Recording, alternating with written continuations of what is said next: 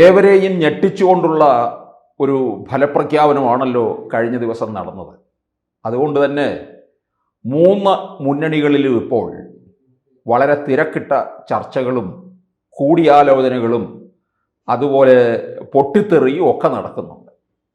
പൊട്ടിത്തെറി നടക്കുന്നത് നമുക്കറിയാം, അത് CPM-ൽ തന്നെയാണ്.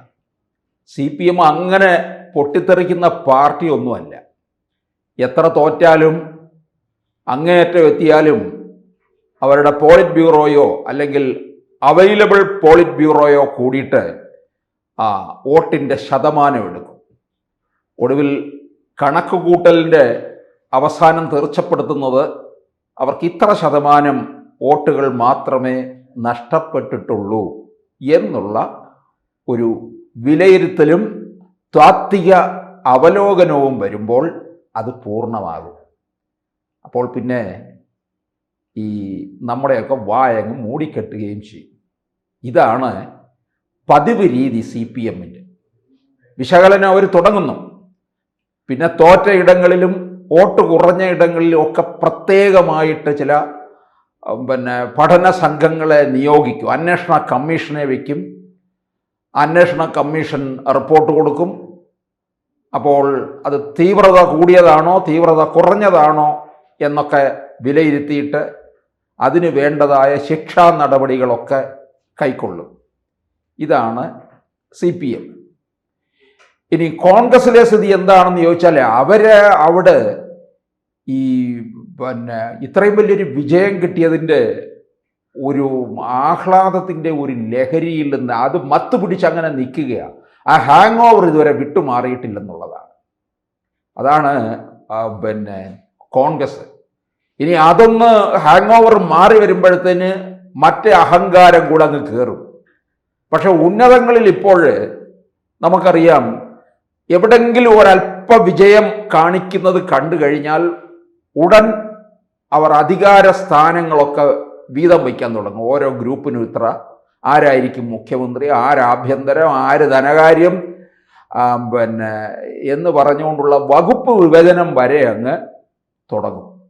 ഒരിക്കലങ്ങനെ തുടങ്ങിക്കഴിഞ്ഞപ്പോഴാണ് മോളിൽ നിന്ന് പറഞ്ഞാൽ നമ്മുടെ ഹൈക്കമാൻഡ് അവിടെ നിന്ന് വിളി വന്നു. അങ്ങനെ ആ തീരുമാനമൊക്കെ അവിടെ വച്ചങ്ങ് നിർത്തി. കാരണം നിരവധി ഭൈമീകാമുകന്മാർ ഇങ്ങനെ കാത്തിരിക്കുകയാണ്, തല ഇങ്ങനെ ചായ്ച്ചുകൊണ്ടിരിക്കുകയാണ്. വരണമാല്യം എൻ്റെ കഴുത്തിൽ വീഴും എന്ന് പറഞ്ഞുകൊണ്ട്. അപ്പോൾ ഇതിപ്പം ഒന്നുകൂടെ ശക്തമായിരിക്കുകയാണ്. കാരണം ഈ പാലക്കാടും നിലമ്പൂരിലെ ഒക്കെ UDF-ൻ്റെ വിജയത്തിന് ശേഷമാണല്ലോ ഈ മാങ്കൂട്ടം എന്ന് പറയുന്ന മുടിയനായ പുത്രനിലൂടെ കോൺഗ്രസ് പാർട്ടിക്ക് അല്പം തേയ്മാനം സംഭവിച്ചു എന്ന് പലരും കണക്ക് കൂട്ടി. പക്ഷെ അതിനെയൊക്കെ അവർ മറികടന്നു. അത് മാക്സിമം അത് വിൽക്കാൻ ശ്രമിച്ചത് CPM-ഉം ദേശാഭിമാനി പത്രവുമാണ്. പക്ഷെ അത് വേണ്ട രീതിയിൽ ഏശിയില്ല എന്നുള്ളതാണ്. ജനം പഴയ സംഭവങ്ങളിലേക്ക് തന്നെ പോയി. 2021 അധികാരത്തിൽ വന്നതിന് ശേഷം, രണ്ടാമതും അധികാരത്തിൽ വന്നതിന് ശേഷം പിന്നീട് ഇങ്ങോട്ട് തുടർന്ന് വന്ന അഴിമതി കഥകളും അത് ഏറ്റവും ഒടുവിൽ വന്ന് ശബരിമലയിലെ സ്വർണ്ണക്കൊള്ളയിൽ വരെ ജനം നോക്കി വച്ചിരിക്കുകയായിരുന്നു. അങ്ങനെയാണ് പിണറായി അണിഞ്ഞ ആ ഭരണം ചെമ്പായി അങ്ങ് മാറുകയും ചെയ്യുന്നത്. ഇനി നമ്മൾ BJP-യിലേക്ക് വന്നു കഴിഞ്ഞാൽ, BJP പ്രതീക്ഷിച്ച ഫലം കൈവരിച്ചോ എന്ന് ചോദിച്ചാൽ കൈവരിച്ചിട്ടില്ല. ഇനിയും നേടാമായിരുന്നു. തിരുവനന്തപുരം കോർപ്പറേഷൻ പിടിച്ചു. ഈ തല പിടിച്ചു കഴിഞ്ഞാൽ പിന്നെ ഇനി അങ്ങോട്ടല്ല എളുപ്പമാണല്ലോ. പക്ഷെ വലിയ ഒരു ഉത്തരവാദിത്തമാണ് തിരുവനന്തപുരം നിവാസികൾ BJP-ക്ക് കൊടുത്തിരിക്കുന്നത്. തലസ്ഥാന നഗരം ഞങ്ങൾ നിങ്ങളെ ഏൽപ്പിക്കുന്നു, 5 വർഷം കൊണ്ടൊന്ന് ഭരിച്ചു കാണിച്ചതാ, അത് കഴിഞ്ഞിട്ട് ഞങ്ങൾ കേരളം നിങ്ങളെ ഏൽപ്പിക്കാം എന്നാണ് അതിൻ്റെ ചുരുക്കം. BJP-ക്ക് ഭരിക്കാനുള്ള ഭൂരിപക്ഷത്തിൽ എത്തി നിൽക്കുകയാണ്. ഏറ്റവും വലിയ ഒറ്റക്കക്ഷിയുമാണ്. വലിയ വിജയവുമാണ് നേടിയിരിക്കുന്നത്. CPM-ന് ദയനീയ പരാജയമാണ്.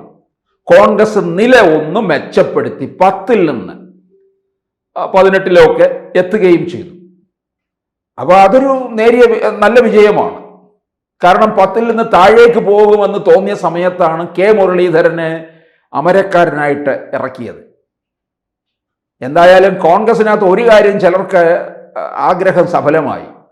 ശബരിനാഥിനെ ഒരു കൗൺസിലറായിട്ട് ഒതുക്കിയിരുത്താൻ കഴിഞ്ഞു. കാരണം ഇനിയിപ്പോൾ അടുത്ത 26-ലെ നിയമസഭാ തെരഞ്ഞെടുപ്പിന് MLA സീറ്റ് ചോദിച്ചുകൊണ്ട് ഇറങ്ങത്തില്ലല്ലോ.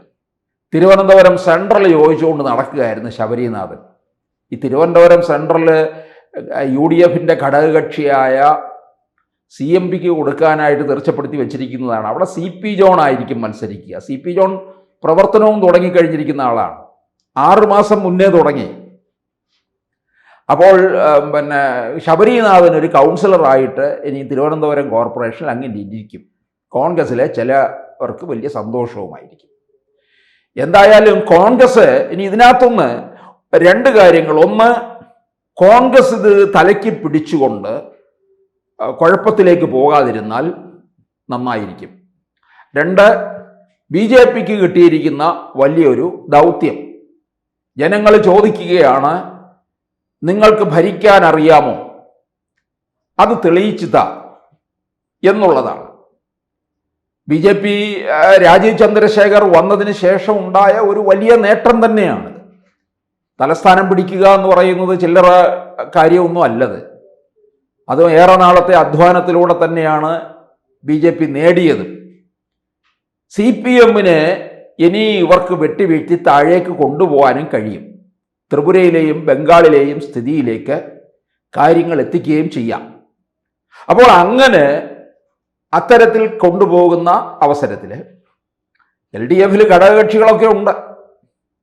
ഘടകകക്ഷികളൊക്കെ എങ്ങോട്ടെങ്കിലുമൊക്കെ പോകും. CPMനോടൊപ്പം തൊട്ടടുത്ത് നിൽക്കുന്ന ഘടകകക്ഷി എന്ന് പറയുന്നത് CPI ആണ്. CPIക്ക് ഇനിയിപ്പോൾ എങ്ങും പോകാനില്ല. CPMന് മുമ്പ് തന്നെ തീരാനായിട്ട് ശരശയിൽ കിടക്കുകയാണ് CPI. അതുകൊണ്ട് ഇനി അവരെങ്ങോട്ടേക്ക് ഒരു പോക്കൊന്നുമില്ല. വർഷം 100 എന്നിട്ടും മറ്റ് 100 വർഷമായ പ്രസ്ഥാനങ്ങളുടെ ഒന്നും അടുക്കലെത്താനും കഴിഞ്ഞിട്ടില്ല എന്നുള്ളതാണ്. ദേശീയ തലത്തിൽ തന്നെ ഇല്ലാതായി എന്നുള്ളതാണ്. പിന്നെ അങ്ങനെ അതിനോടൊപ്പം തന്നെ CPMനെയും ഇല്ലാതാക്കി കൊണ്ടുവരാൻ കഴിയുമെന്നുള്ളതാണ്. CPMൻ്റെ ഒരു അഖിലേന്ത്യാ ജനറൽ സെക്രട്ടറി ഉണ്ടല്ലോ, എന്താണ് MA ബേബി. ഇപ്പം എവിടെ പോയി? തെരഞ്ഞെടുപ്പ് ഫലം വന്നതിന് ശേഷം വായു തുറന്നിട്ടില്ല എന്നുള്ളതാണ്. ഇതൊക്കെ ഇങ്ങനെ തന്നെ സംഭവിക്കും എന്ന് കൃത്യമായി ഇവർക്കറിയാമായിരുന്നു. പക്ഷെ ഇവരുടെ അതിരി കടന്ന ആത്മവിശ്വാസം ഇവർക്ക് കുഴപ്പം ചെയ്തു. ഇവർ വിചാരിച്ചത് ഈ പ്രശ്നങ്ങളെല്ലാം അങ്ങ് ജനം മറന്നുപോയി, ക്ഷേമ പെൻഷനും സപ്ലൈകോയിൽ സാധനങ്ങളും നിരന്നു കഴിഞ്ഞപ്പോൾ 3-ാം വട്ടവും നമുക്ക് അധികാരത്തിലെത്താം എന്നാണ് ഇവർ പ്രതീക്ഷിച്ചിരുന്നത്.